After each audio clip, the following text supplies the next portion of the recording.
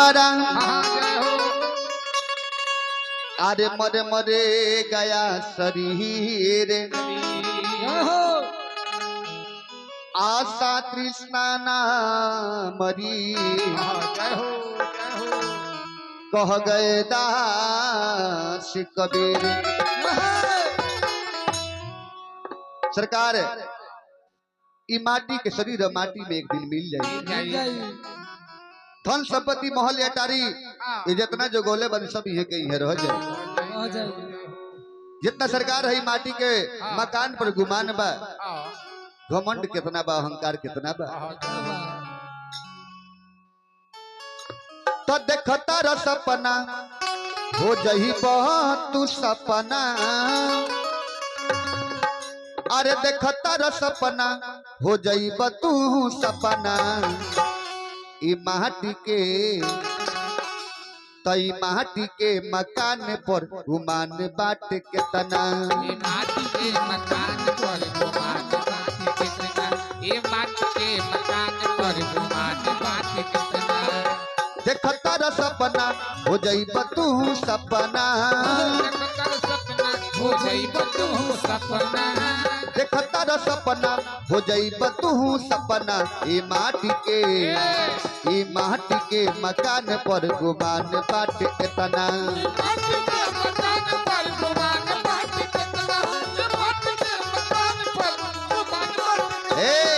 कवि जी और लिखनी अरे रहल नहीं जग में घर ढह गईल के तना, अरे रहल नहीं जग में घर ढह गईल के तना। ये माटी के मकान पर गुमान बाट इतना,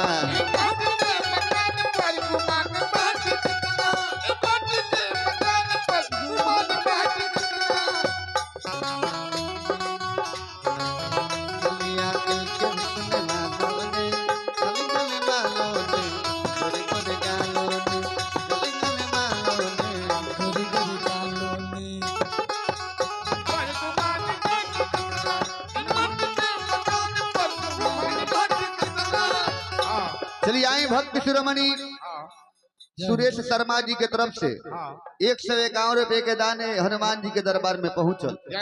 हनुमान जी से विनती रही, प्रार्थना रही कि मैं के दिन दुना रात चौगुना बनौल रही, ऐसे कि सवेरे से छुपल अब के आवत नहीं। लेकिन बड़ा सुंदर बात करिए कि घर छवा जाए तो चूहे के ना चाहिए, घर अरे छवा जाए तो छुए के ना चाहिए, दूसरा के सामान बिना पूछले छुए के ना चाहिए। अपना अपना कर्म के हिसाब से मिले है भगत जी, दूसरा के निमन सामान देख के मुँह के ना चाहिए।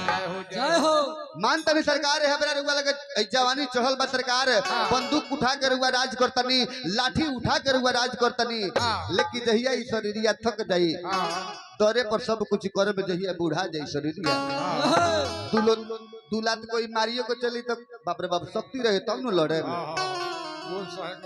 कवि जी कहनी अरे मनली उठा के तू बंदूक राज करब, आई बूढ़ा बात टोटा कैसे भरब।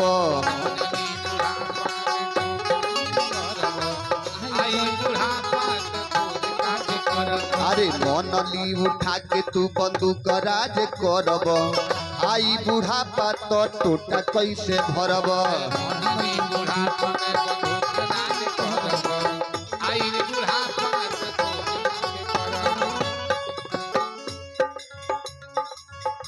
कौन टोटा? वह टोटा भइल बंदूकवा के टोटा जौन भरत नहीं जवानी में, लेकिन बुढ़ा गेला के बाद में उ टोटवा ना भराइया ना खिपुआ दबाई ना दबाई। पाप नाही पीछा छोड़ी पाप करब जेतना, अरे पाप नाही पीछा छोड़ी पाप करब जेतना। ई माटी के मकान पर गुमान बात इतना,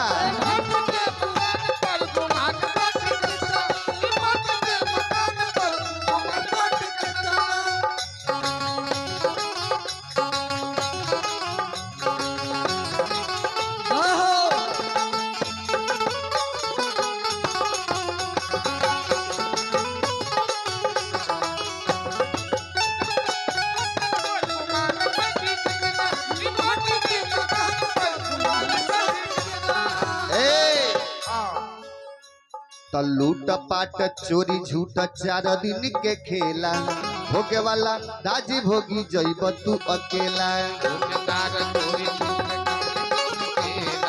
भगवान राज भोगी जइब तू अकेला। सरकारे हई धन संपत्ति लूट मार चोटी चोरी चकारी करके जगह भी गोटा कइले बनी कहेला कि हमरा बबुआ राज करी है। लेकिन ये मेरे का बबुआ बालक बाबू 4 लाख सवेरे या 4 लाख बिहनई या 4 लाख दोपहर में और सेवा होता माई बाप के। आहा उहे धन खातिरा मर जान सरकार कुछ खाली लेके ना जाए। अरे लूट पाट चोरी झूठ 4 दिन के खेला। चली रीति कृति कुमारी के तरफ से रामे रौद हमरा बुझाता ये बताई लगा कि बेलवा गांव में खाली 10 टकिए 20 टकिए चलेला हैं। चली वहां के तरफ से 21 रुपए के दान हनुमान जी के दरबार में पहुंचल।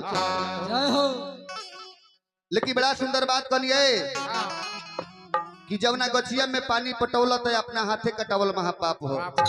आ दुख के दरिया में जवन इंसान अगर डूबत होके उ मनई के सटावल महापाप हो। अरे समय होके तो धर्म के नाम पर खर्चा करी भगवान के नाम पर खर्चा करी हो। ऑर्केस्ट्रा नाच में लुटावल महापाप हो। तो सुरेश जी के घर में पर पहुनी लोग पहुंचल बटे। हाँ तो ईमानदारी से मकसूद सही नहीं करे के। तो लूट पाट चोरी झूठ 4 दिन के खेला भोगे वाला राज भोगी जइब तू अकेला।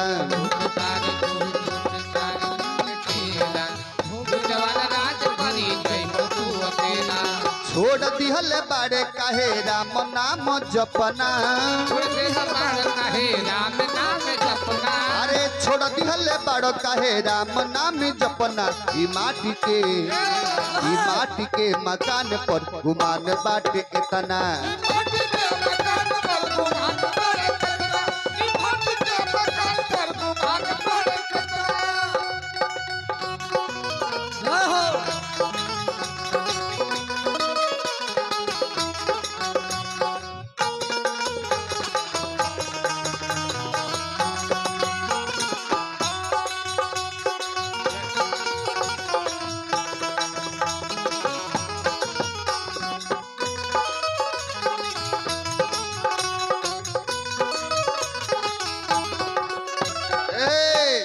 चलिए आई जगह करता महोदय जी।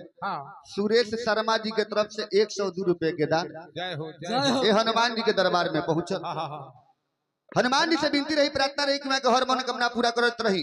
लेकिन बड़ा सुंदर बात कहनी कि फूटते किरनिया लाल होला। फूटते किरनिया लाल होला। अरे आदमी के चले के अपन अपन चाल होला। बोलही के बात सोच समझ के बोलिए बेलवा गांव में काहे से कि बोलल के जीव के काल होला। बोल बाकी केहू के ताकल जिंदगी संवार देला आ केहू के ताकल चढ़ा देला फांसी। केहू के ताकल पहुंचा देला काशी। आ हम कहीं रहुआ और ताक देने नु साड़ू भाई तरा और कुर्ता लेना बाची। चलते चलते कभी जी बताओनी तो माटी के देहिया माटी में मिल जाई मुआला के बाद भी जमाना गोरियाई। के देहिया माटी में मिल जाए मुआला के बाद में जमाना गोरियाई। ए सरकार अगर रुआ अच्छा कर्म करके जाता नहीं तो मर गईला के बाद में भी रुआ नाम के लोग जपना करी पछताई की फलवा बड़ी अच्छा आदमी रलक मर गई। लेकिन सरकार खराब करके जाए लेकिन खराब करके जाए तो मर गईला के बाद में लोग गरियाई कि अच्छा भइल मर गईला का एगो बलाए भाग हो। माटी के देहिया माटी में मिल जाई मुआला के बाद भी जमाना गोरियाई। माटी के देहिया माटी में मिल जाए मुआला के बाद में जमाना गोरियाई। काम आई केहू ना पराया यौरी अपना। काम आई केहू ना पराया यौरी अपना। ई माटी के मकान पर गुमान बाटे एतना। माटी के मकान पर गुमान बाटे एतना।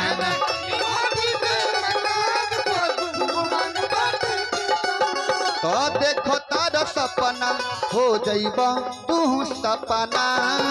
हमार सपना हो जाइबा तू सपना। ये माटी के मकान पर गुमान बाटे एतना।